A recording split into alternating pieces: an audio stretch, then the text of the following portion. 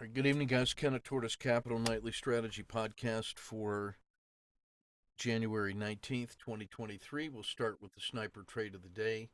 This is in Brazil, EWZ, on the 3-minute chart. This was the previous day's close right here. This was the gap down opening, and then it ran all the way up to the peak of the 3-minute bar and then closed here, opened here, sold off a little bit, broke higher, which got us long with a standard risk box here. Check or hold.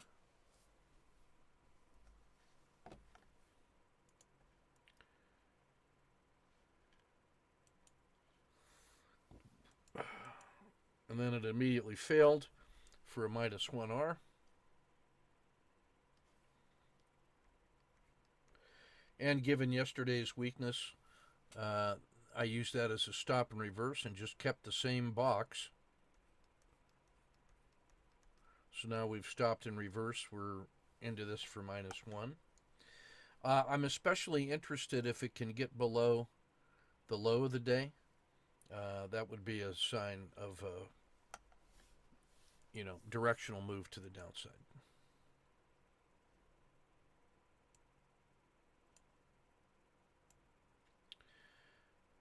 It immediately fails, which is good. Likes that.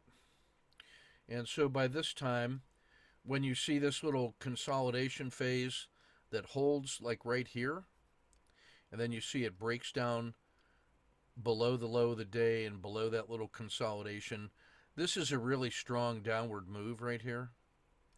So if you were ever going to be very aggressive and you wanted to add it at 1R in hand, that would be a pretty good time to think about that on the initial break. For the conservative players like me, this is certainly by the time you see that, you want to be getting your stop from here and at least to here, which is right above that consolidation zone there. And what that lets you do is if you got short here and now you moved your stop to here, you've taken all of your risk off the table and you've been able to lock in that wedge of gains, which we call no lose plus dinner for two, which now turns all of this into a science project to see how far it's going to go and what your exit rules will gain. And then that becomes just the report of the trade, which goes into your database of standard work as another line entry in the results of this particular pattern. And then from those statistics, you can compute things like average, standard deviation, expectancy, and so forth. And so we make our decisions about adjusting rules off of the analysis of standard work with a standard set of rules so that we can now compare individual cases. If you're changing the rules on every trade, then you can't do this kind of standard work analysis and come up with a analytical basis for making your changes. It's not the only way you can do it, but that's the way we do it.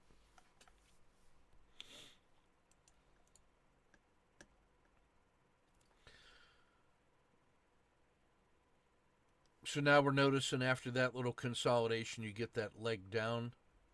You get another consolidation. So you could think of this as leg one, and this is leg two. So it's not surprising then, with two sideways choppy moves in there, that you're starting to see the RL10, instead of being straight down, is now starting to curl a little bit. So this almost feel like the fail from here.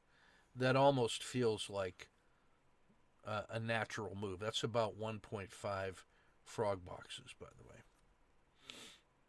which we know because we're using standard MMRB, and then that's 3 of them, and so that feels approximately correct.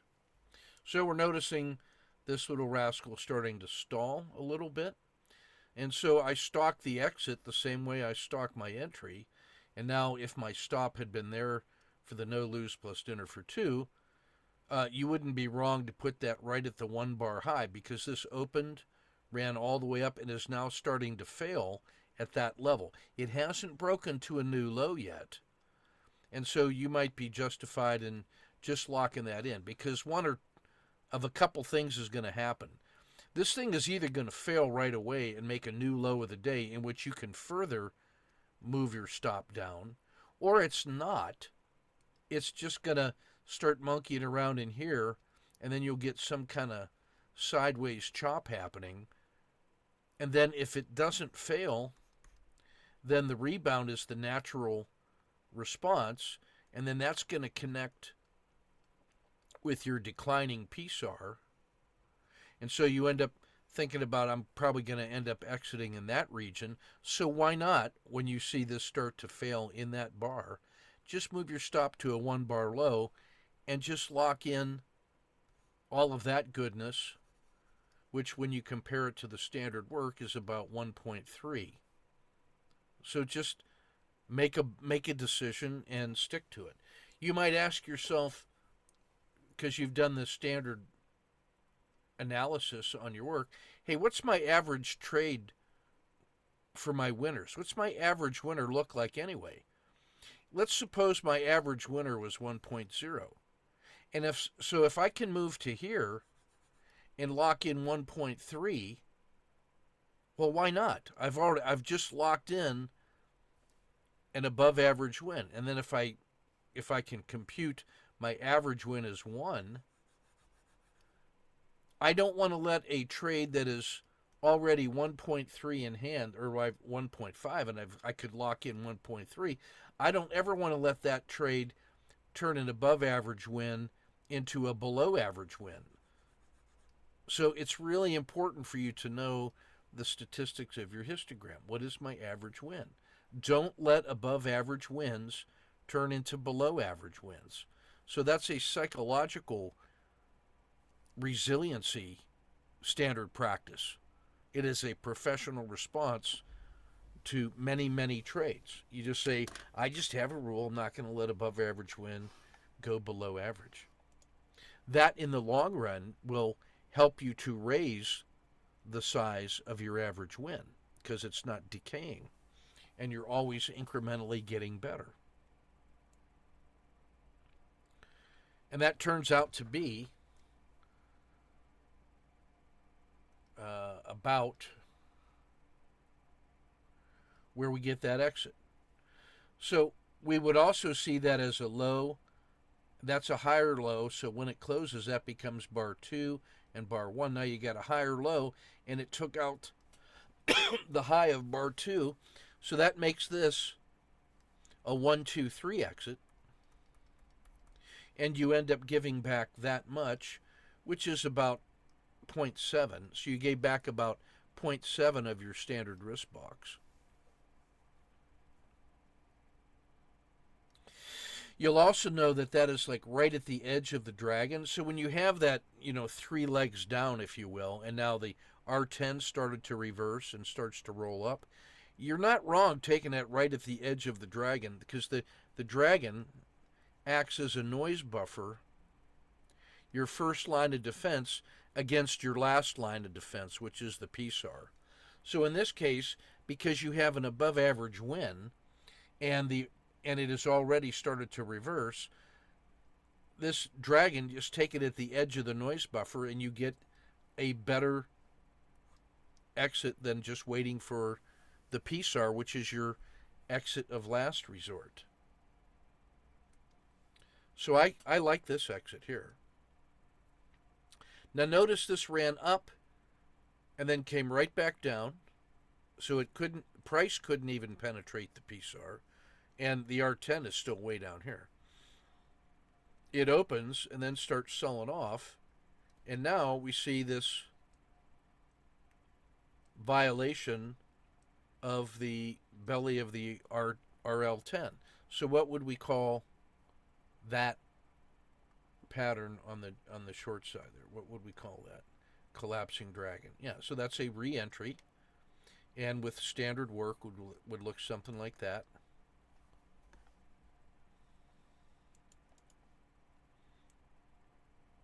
Doesn't work. So I take about a 0.7. So end up cashing it here where the PSAR hits. Now I notice that the winter has stalled and has now become the spring. So now what we have is a harsh winter, notice the red, that peaked at the bottom, entered the dragon, crossed the spine, left the dragon, hit the PSAR.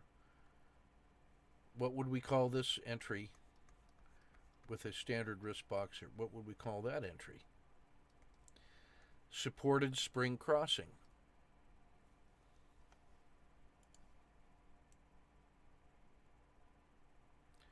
That fails for a fractional loss. Now, this was not a very good exit.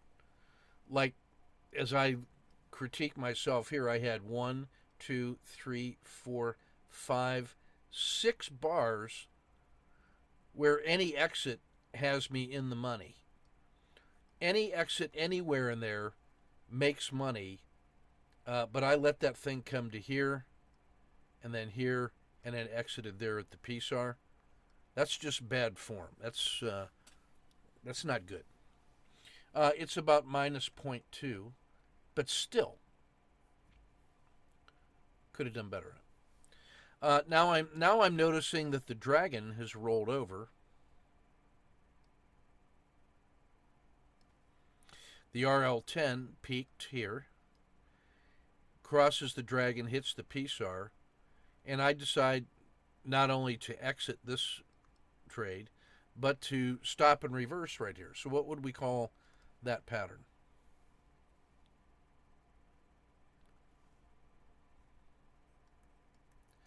Caught a 2 to the downside, right? Because now what I have is I had a high up here. I have a lower high where the RL10 peaked. It's not a collapsing dragon. I would have to wait for the belly of the RL10 and that PSAR. I would have to wait for that price action to happen to get a collapsing dragon. So what I'm really doing is I'm getting short. Prices crossed the dragon, hit the PSAR, but it has not yet hit the threshold for a collapsing dragon. So this little space in here, we call that the pocket. And that effort to get short on the K2 is justified by the size of this sell-off. And we're trying to front run. So by getting an entry here, we're not waiting to see confirmation of the failure. We think if it fails below this price level, that's going to go quick, fast, and in a hurry. And it's not unusual to see it hesitate in this space and not be decisive. But if it crosses this threshold, it's not unusual to see a big downward move. So rather than waiting for that and trying to chase it, given the preponderance of evidence on the short side, I'm willing to get short at that level with a COTA 2. And I've got the standard risk box here for standard work. Check or hold. If it breaks below the R10, then what I'm doing is moving my stop from here to lock in some kind of gain so that I could, that risk that I took in the pocket, I could lock that in, and hopefully prices flailing to the south, and now I'm locking in gains instead of trying to chase an entry and risking a bad fill. That's the advantage of the upside, if you will, of taking the COTA 2 entry in the pocket. Stats.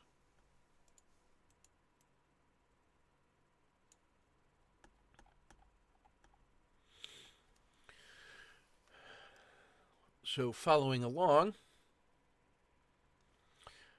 So that kata 2 comes down, it penetrates. Now I want you to notice what happens when it violates that R10 belly and the PSAR flip.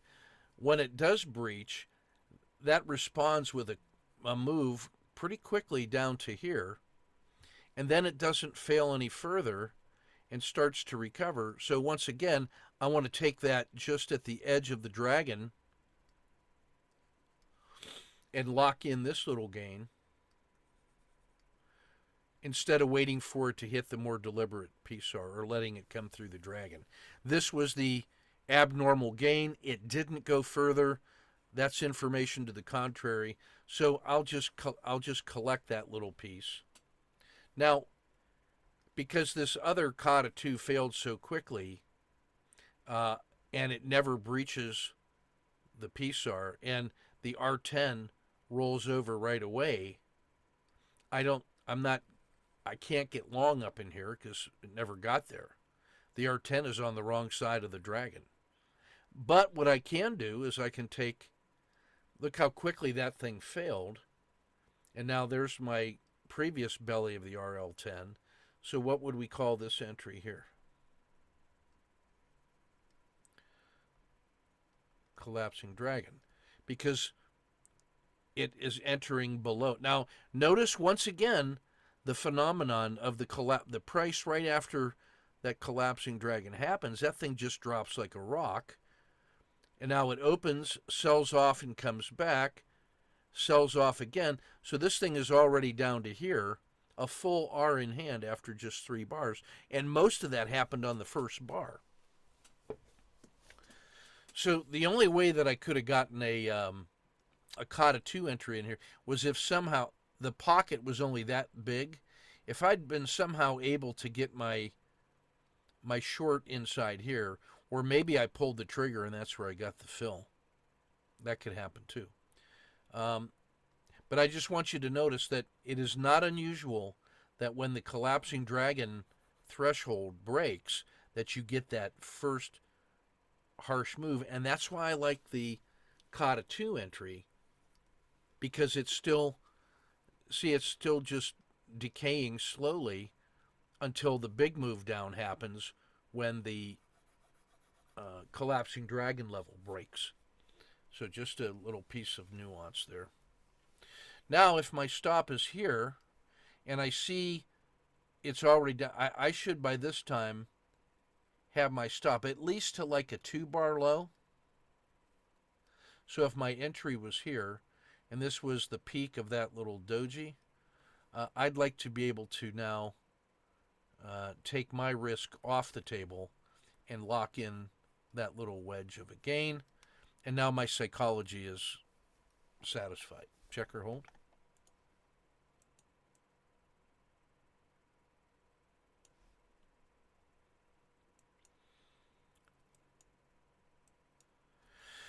Now, I would advise that there was an opportunity to take that exit right here after this didn't fail further, and I already had about an R in hand. I think this is a better exit right at the edge of the dragon and just be done with it. That would have been fine. This, I held its hand a little bit longer. Like the RL10 hadn't bottomed out yet, but it did bottom out here.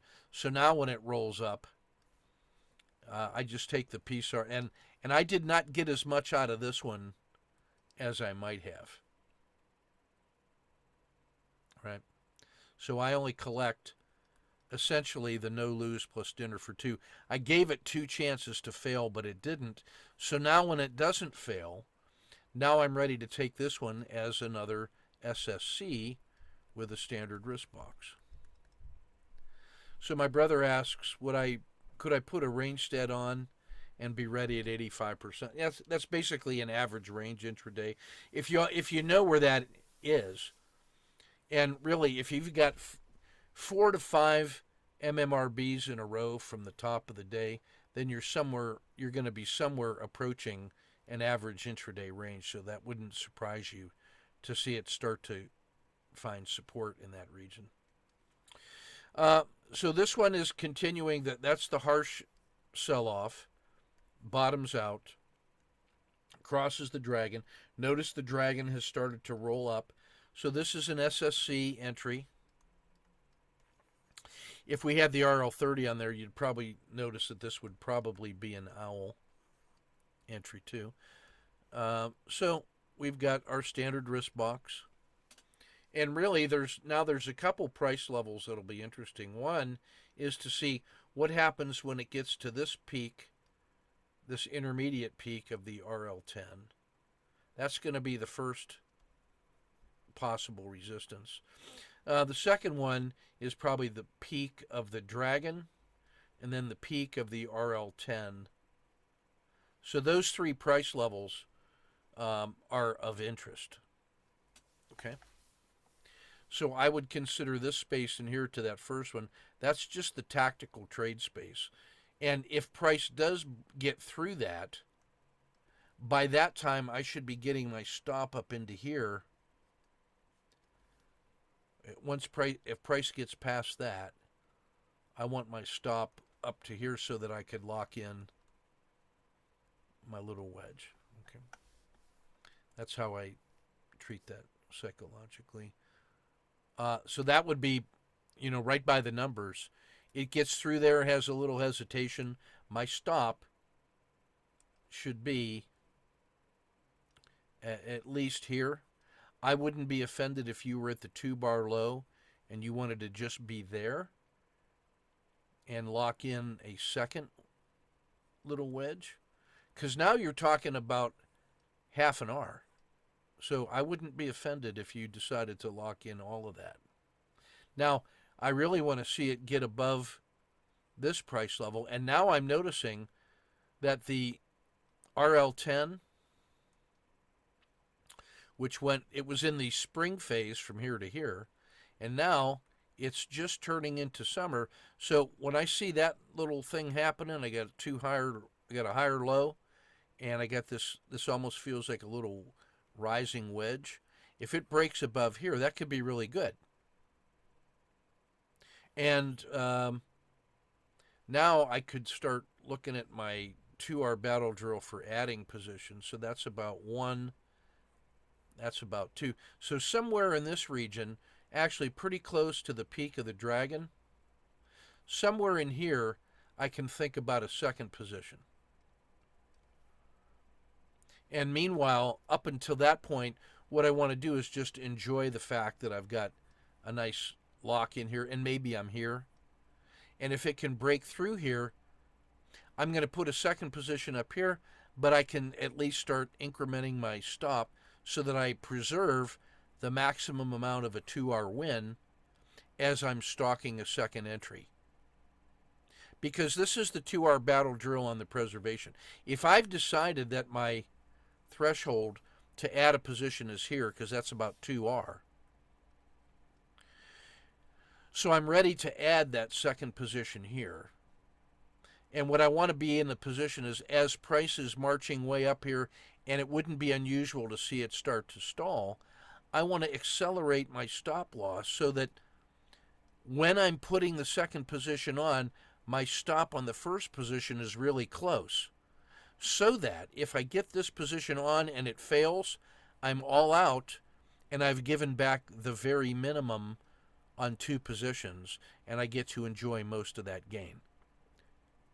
And if it does take off, then all I have to do is nudge it up a little bit to lock in the gains on the second entry, and then I'm really happy. So the 2-hour battle drill, if you're using that you're doing it for a couple reasons. You're preserving the gains of a near 2-hour win, and you're using it to get a second position on, and then at the same time being prepared to suffer minimum regret if it fails, and be able to respond with risk minimization. If it starts to work, you can jump your stop up, and that is a standard play that you must master in this style of trading. Okay?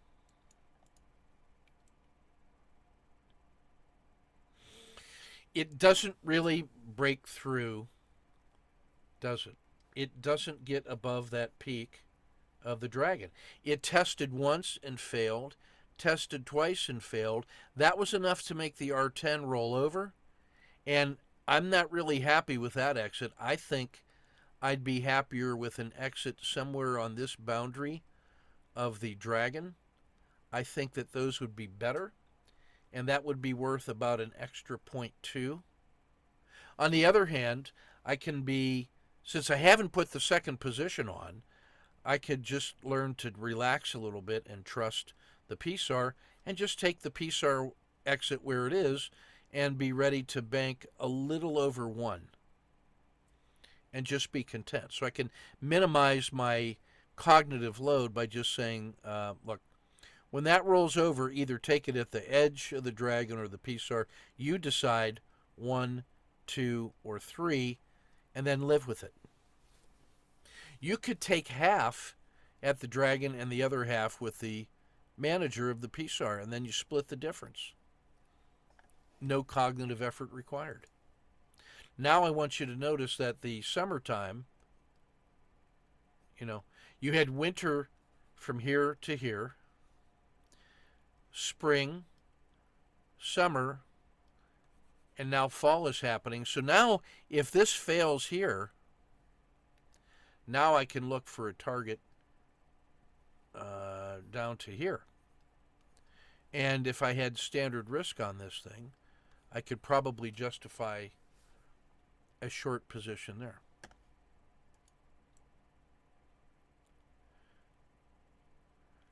It doesn't look like it's failing.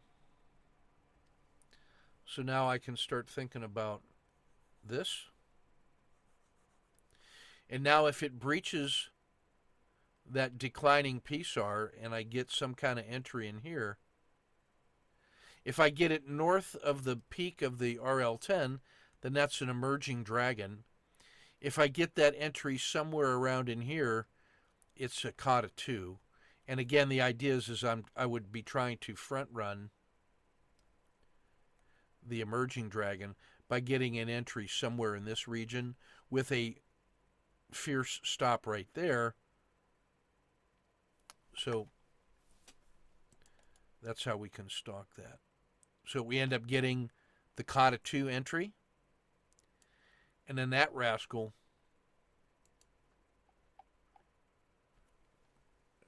breaks out. Now this is another reason or another example of why that Kata 2 entry is not unreasonable. But notice how until it breaches that statistical level of the RL10, that this is just chopping around. But once it actually breaks above that level, that first move is massive. And so rather than waiting for this breakout to occur and then putting an order in and then figuring out where am I going to get my fill, I can just enter inside the upper edge of that noise region where the PSAR flipped. I can put my standard risk box on it. And I could also make a commitment now that says if it violated the belly of the RL10 and the PSAR, I'm really only going to risk half of that box because I want to be short on a collapsing dragon. So I'm already minimizing the risk in this strategy. Check or hold?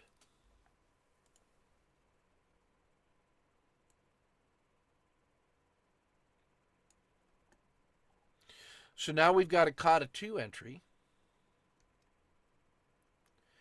And if my 1R loss is here, but my execution stop would be there as I just described, on that first burst of a move up to here that closed here, would you be wrong in just picking half of that and saying, I want to lock in, I just want to lock in my little wedge right now? No, you wouldn't be wrong. When you see this happening, you've had 2 or 3 bars where it has not yet broken out, and it's just kind of gathering, and you can see the R10 starting to stall. Maybe you go to a 2-bar low and lock that in. An extra little wedge. Nothing wrong with that.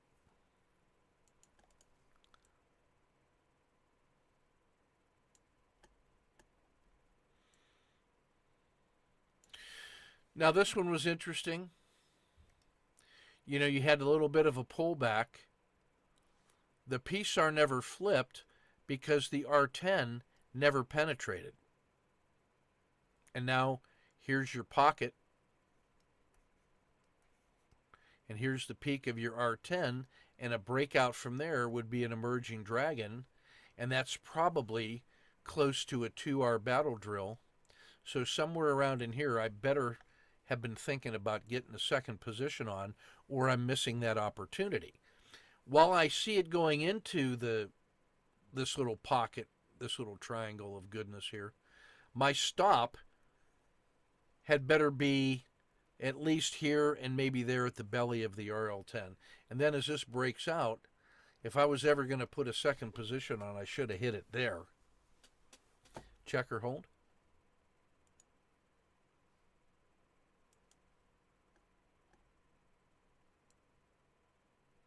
Missed it. God dang it.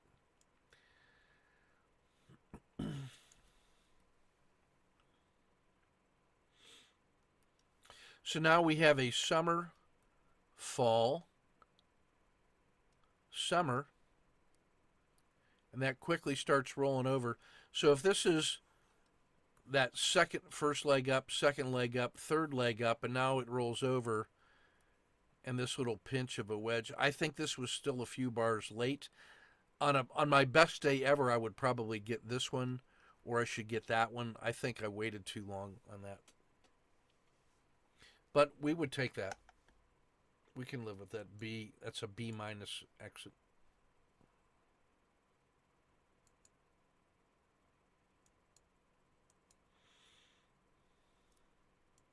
And now we're close to 3 p.m. and we just let the rest of the day unfold.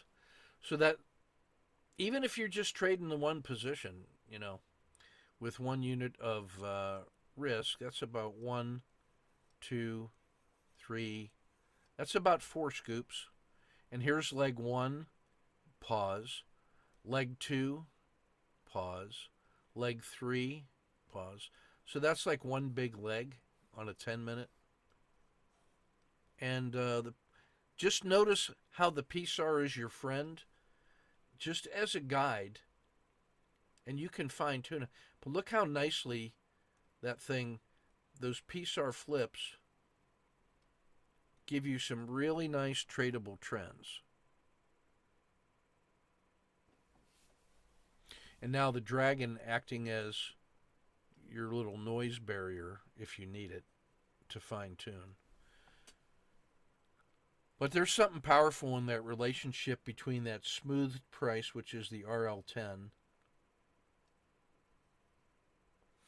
and the PSAR itself. So, sniper trade of the day in Brazil. A frog champion that trades smoothly and in an orderly fashion intraday.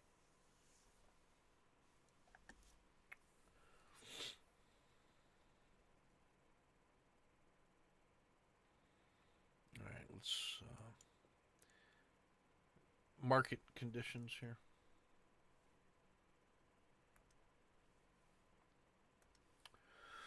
So this is the 30-minute SPY. This is today's range action. This is the 5-day. This is the 10-day.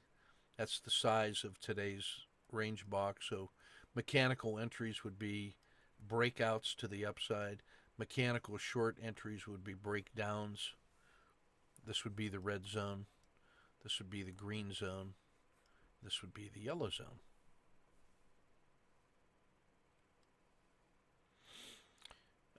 So today's little gap down sell off and closed reasonably well.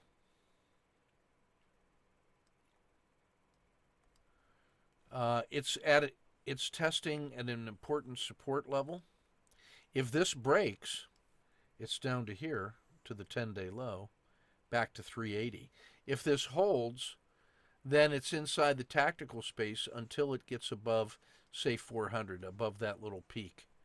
So this is just a tactical trade space in here. We can make that work, but you got to be ready to get paid with a bird in the hand until you see it get north of 400. That's where it would begin to pick up some steam on the daily. So we're kind of in no man's land right here. When you shift to the daily chart, you can see now that we had, this was yesterday's big sell-off. Today, a smaller range, almost a doji. But if this can hold north of the PSAR dot, that will still be a valid upside move. And so it has to get above 400 to recover this lost space in the tactical space. It's not until it gets above that peak that we can say it's really going. And then the 30-day high at 410 is in play. And that's from our 30-day high, right? So cautiously optimistic, but that's what we're looking at. Sector stats today.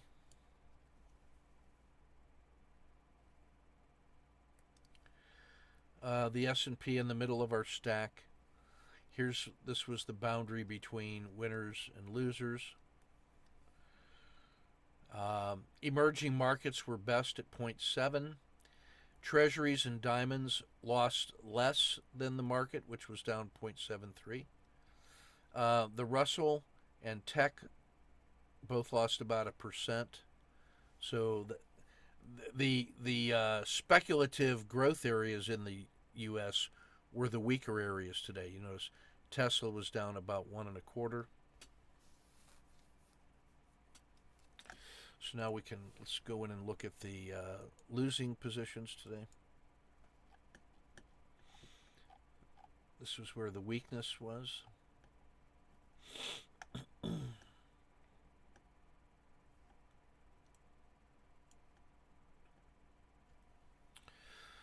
So we had lumber, materials, and staples off 0.7 to 0.9.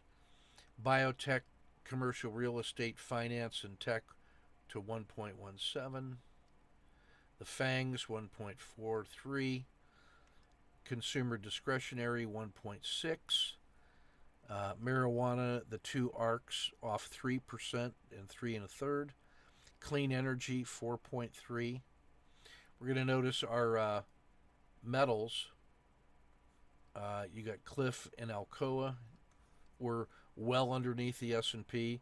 In your semis, you got all three semis here. You got Intel, Texas Instruments, and NVIDIA, all showing weakness. Robinhood, Microsoft, Squarespace, Coinbase, Boeing. Even Boeing is given back some of its war profiteering.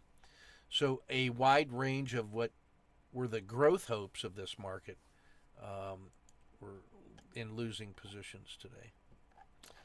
Winning positions.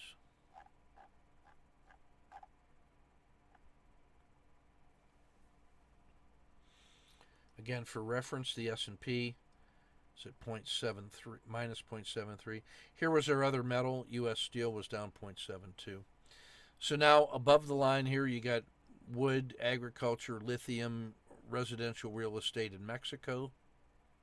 Takes us right up to the boundary between actual winners and losers. Winning positions, Aussie dollar, Brazil, VIX to 0.56. Blended commodities, oil, uranium, silver, Bitcoin, oil exploration, wheat and precious metals, Ethereum at 9%, and pretty good performance. Now these, you'll notice, are all energy or defensive plays and an index. So not a broad-based set of gainers. This looks more like the defense was winning. Devon Energy had a good day as our energy proxy here at 2.3. Apple was better than Microsoft at break even. So it looks like defense is still on the field. Here's a summary of the Swing positions I'm about to review with you. Just a real quick update. So I got a mixed bag here. Now we're in sideways normal. I'm I'm long on the symbols that are kind of working. Energy, Brazil, Treasuries, and Tesla and Ethereum are the long positions. I'm short McDonald's, marijuana, clean energy. I'm stalking these guys in here. Cliff, Mexico, residential real estate, and U.S. steel. Right, so let's take a look at what those look like on that 30-minute hybrid time frame real quick.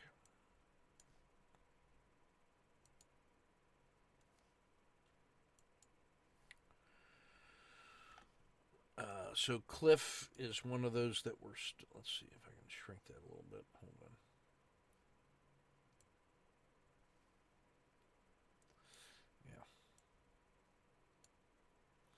Yeah. Yeah. So Cliff, we're just stalking. In fact, that exited today.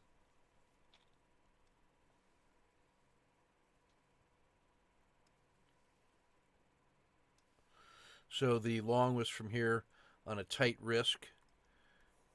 Um, we had our stop here. It gapped down and sold off, so we just got out and closed that trade.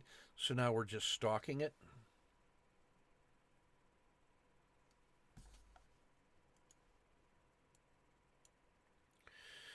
Devon Energy, we're long. So this one,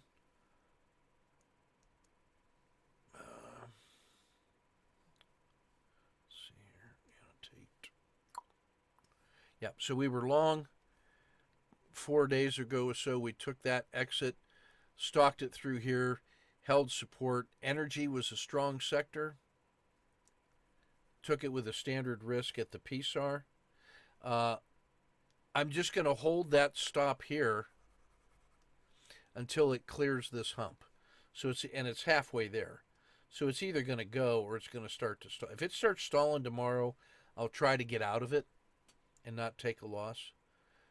If it gets above, say, 65, then I will try to move my stop up to lock in some of those gains. So that's Devon.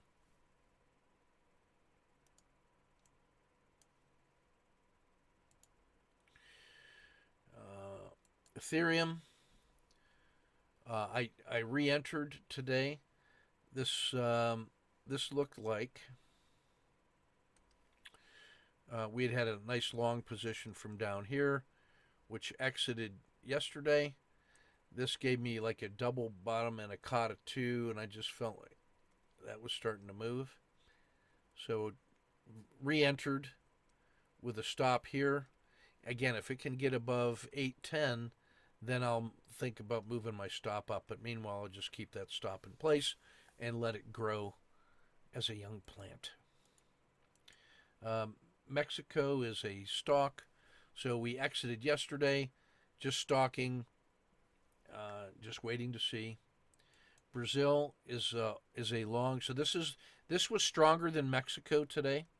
So I opted in on Brazil. Now what we had was long exit, caught a two entry, scratch, sold off. I'm treating that as an SSC with a wide stop. I will leave that stop in place until it gets above, 30.10. So while it's monkeying around in here, I'm not going to do anything with that stop. If that stop gets violated, I'm going short.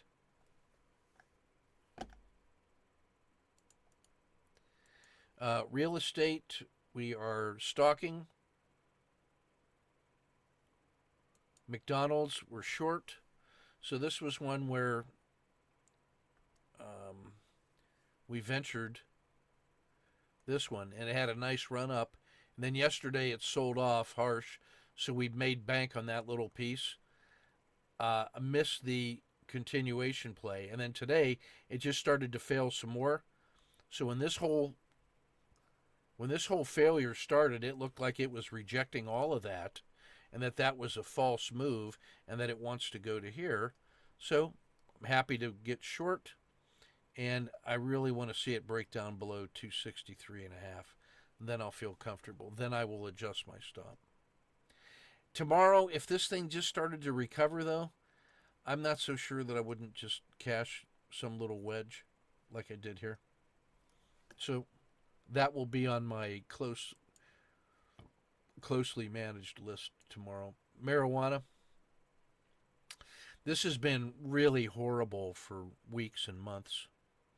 And we tried this little Kata 2, enjoyed a little bit of it, but on the second failure, just cashed in that little wedge. Then this broke, and this felt like it was breaking here. So I wished I'd have gotten this one, but I settled for that one with a wide stop. It ran down to here. Again, this is one where if tomorrow it starts to increment up, I wouldn't be surprised if I just cashed a wedge. But if it fails below 678, I would think very strongly about that's a new 10-day low. I'd probably look at a turbo intraday to try to get some more on its uber weakness. Clean energy is kind of the same. This one had been horrible, found support. We had got an entry back in here, cashed it today, and it was failing, so got short. It's recovered to here. Tomorrow it'll be Fisher cut bait time on a Friday. I want to see it break down below here, then I will move my stop to in the money. But if it just starts drifting north, I'll probably just cut it. Treasuries was a long from down here that exited, held support, and now on this 2 days of market weakness, we got long on it yesterday. It's still holding steady. My stop is here, and if it breaks above here, above 109, I'll look to raise my stop, but that's just going to be a single position. That's a defensive play against weakness in the market. Tesla, I liked the recovery earlier this week on the Kata 2.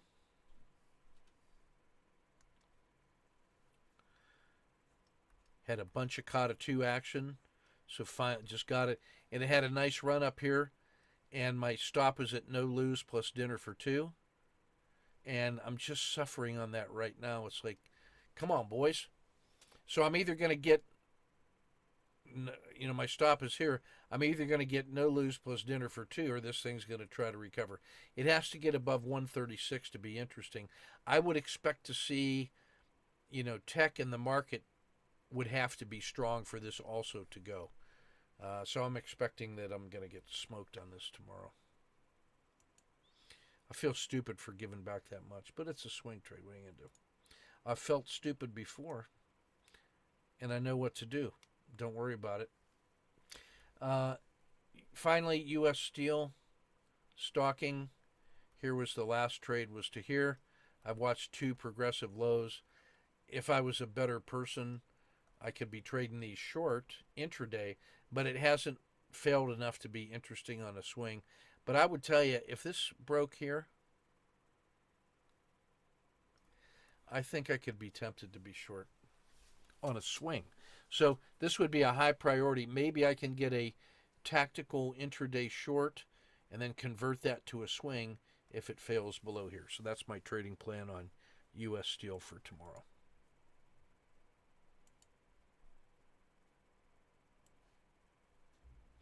Let me know in chat if you found that helpful. There's a little more flexibility on the swings because you got more time to think.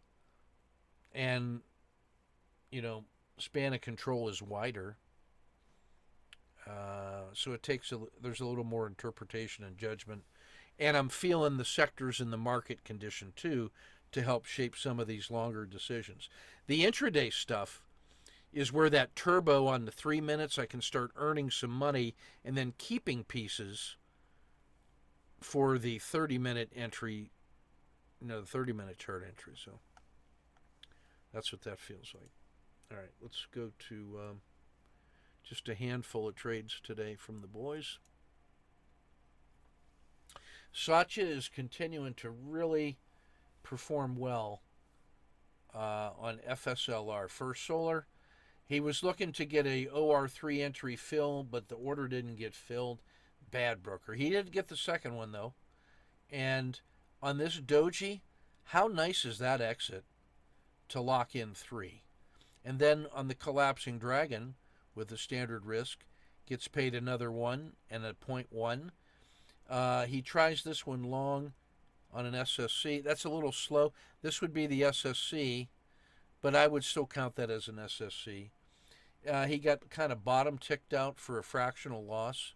It did come up and test the VWAP, but I want you to notice that when the VWAP is here, and after the big move down and it doesn't work, you can get short when it crosses the dragon or at the PSAR flip, and you would not lose money on that move to here. But then failure to fail further is instructive. And then instead of gaining, it just chopped around for a natural limit. So that's a pretty good day, 3.7 in First Solar. Really nicely done.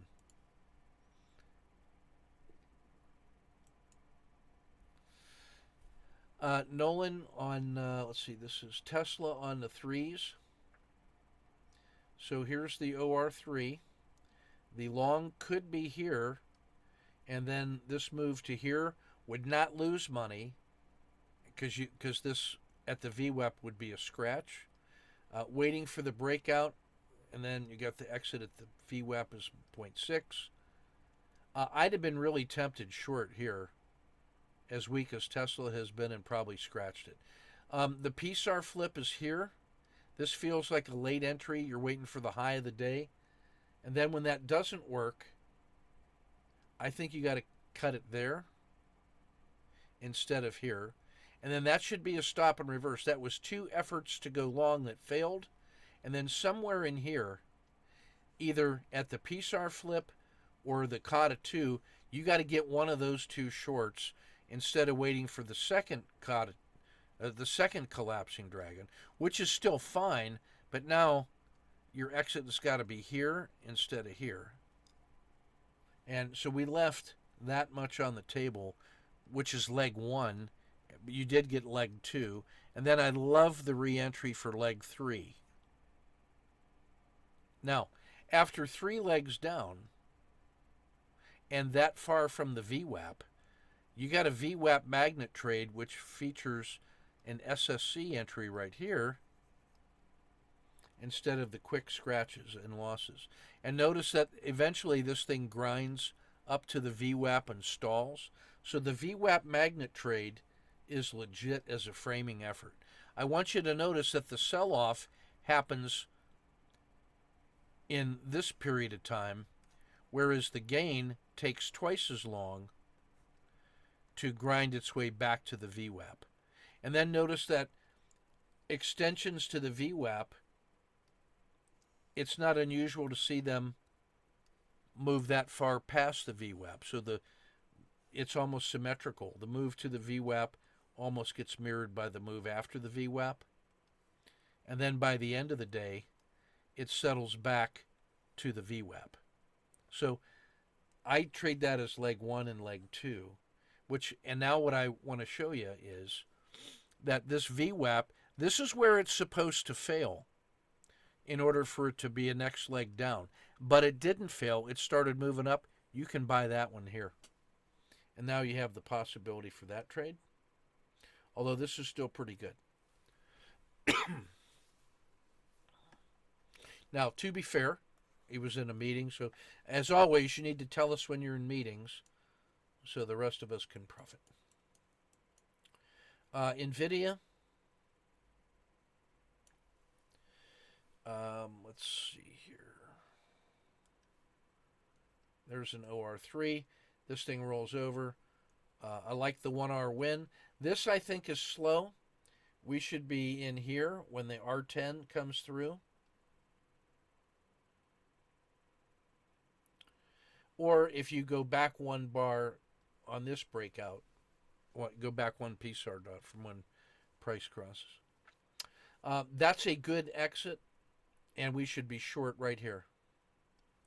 Comes through the dragon, lower highs in the dragon. That's the Kata 2 pocket entry. This is the collapsing dragon entry off the belly of the dragon, and the PSAR flip. Here's the waiting for the CD. You get the second leg down, but not the first leg. This is now an SSC. There's a PSAR flip. We might have gotten that one. I don't mind you don't take that. And I love this entry here. I love the scratch. So 1.4, there's some good work in there, and you're starting to recognize the power of the VWAP and the relationship of the dragon to the VWAP. That's good eyesight.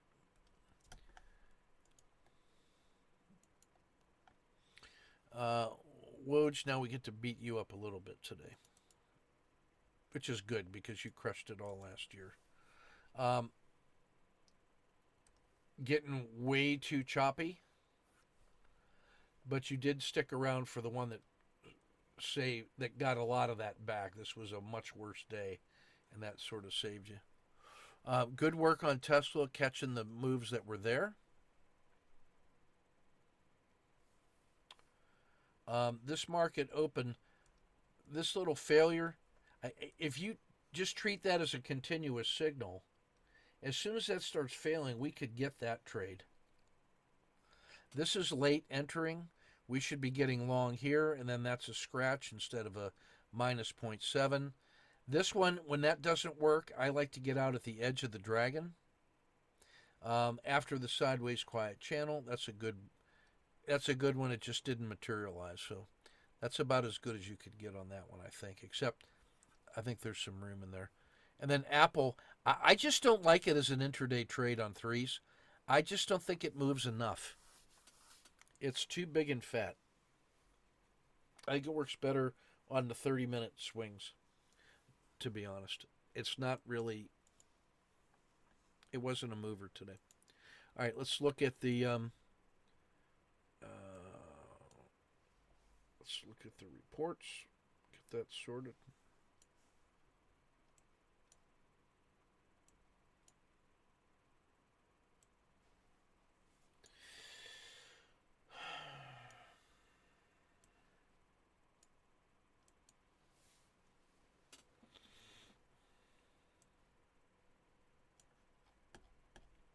Go to dashboard 1.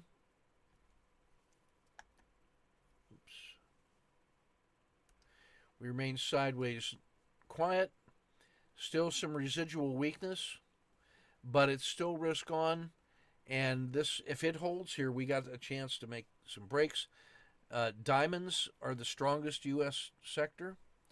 You're seeing some energy movement now. Chevron, ExxonMobil.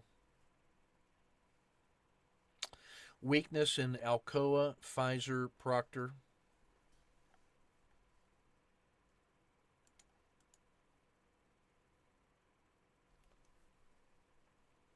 A lot of signals in the Dow and the large caps. Plenty of auto framers have now set up.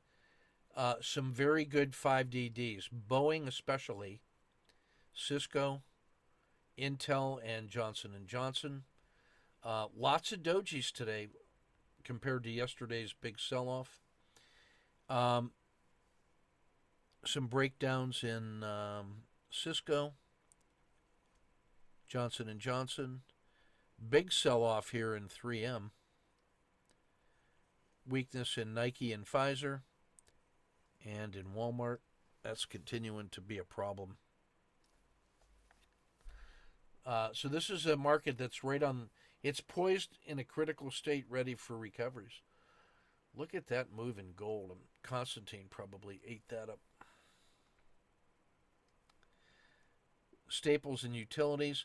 Lots of tasty auto framers to choose from. Strength in oil, energy, oil exploration, and the internationals, emerging markets.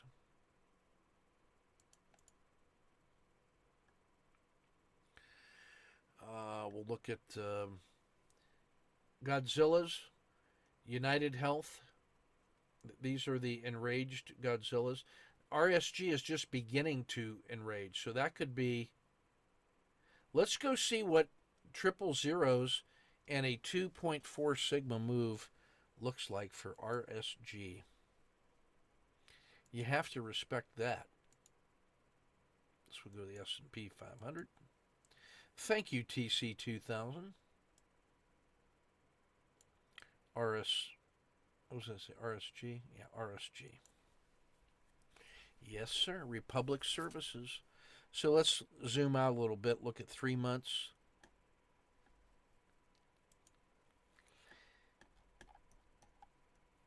So you can see this thing is just horrible.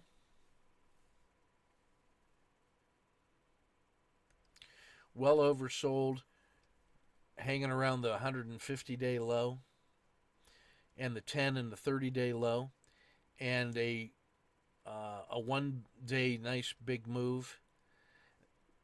A simple recovery to here is about 4. If this fails, you can see look out below. So RSG. His intraday R10 is 30 cents. His range stat is $3. Yes, indeed. Just while we're here, the power of the Kata 2 and the emerging dragon to catch those, and then the power of the collapsing dragon. Notice that when those break, how sharp that downward move is. So the collapsing dragons all day, which is why you like Godzilla, because he's ready to collapse on multiple time frames, and then we would hope to see some moves like that. But if those 2 legs down were sufficient, then that may be a support level that allows for a grinding move back to the 10-day high. And that's all that Godzilla is doing, is trying to take advantage of a grinding recovery from disaster or piling on disaster. Nothing wrong with that. If I go inside the day and take a look at 30 minutes, this was the failure to fail further. This was today's price action in RSG. Nothing. Fairly tight compression after just a utterly disastrous day. Could that be support? Yeah, it might. Could I try maybe getting long, maybe just risk that much? 60 cents? That's 2 MMRBs. Maybe I could risk this, and if it gets above here and into the green zone, maybe it's going to get to here and halfway and then to there. So RSG. We'll take a look at that one tomorrow. Note to self. That's what you get when you look at. You should be able to picture that in your mind when you see those kinds of stats. A couple quiet Godzillas here in marijuana and ag. I'm short marijuana, so I'm hoping that that is a downside Godzilla, if I'm being honest. We saw that on the 30-minute, but if we go to the daily, let's just see what that looks like.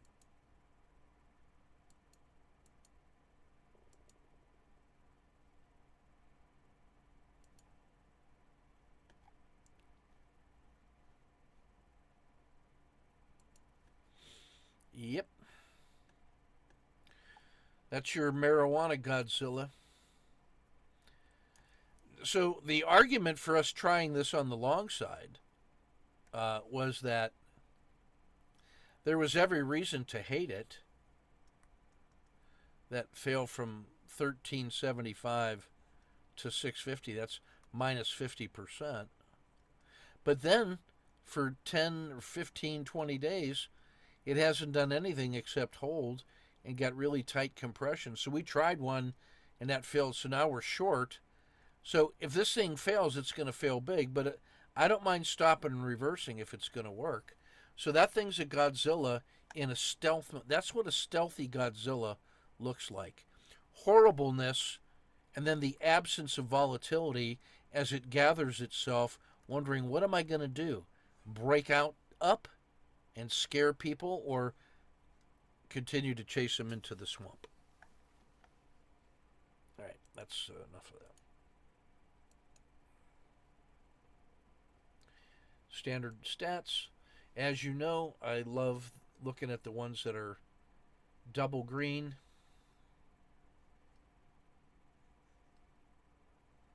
Proctor. That's a little, almost not quite a Godzilla because the 150-day look back ain't bad, but it's as bad as you want on 30-day and 10-day, and then exaggerated volatility. Probably should be a swing trade.